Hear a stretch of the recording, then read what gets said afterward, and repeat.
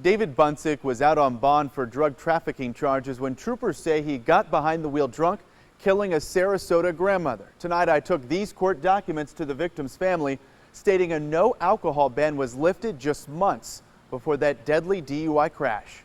I want to know why he was able to drink.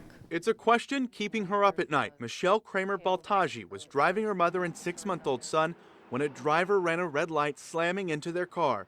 70-year-old Audrey Kramer was in the back seat feeding her grandson. My mom in the back seat with him, I would expect, sorry. 10 days later, Michelle recalls that painful moment. She knew her mother did not make it. I looked out the window to see what, if my mom was in the ambulance, and they had covered her at that point. The driver, David Bunsick, was out on bond and wasn't allowed to drink alcohol until he petitioned the court in May to have that ban lifted. Documents show the office of the state attorney agreed, and a judge removed a no alcohol condition of his bond. If he was an informant and they were going to allow him to drink, how did they expect him to drive?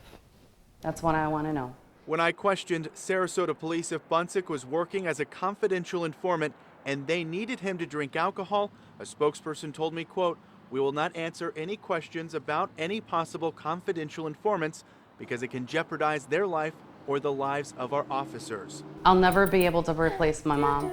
My son will never, be able to, see his grandmother. Michelle is now focused on her son's recovery, and she says making sure the legal system doesn't fail her family a second time. This guy may get put in jail. He still has his family. He took mine away. And I made multiple attempts to get comment on this case from the office of the state attorney down in Sarasota, but have yet to hear back.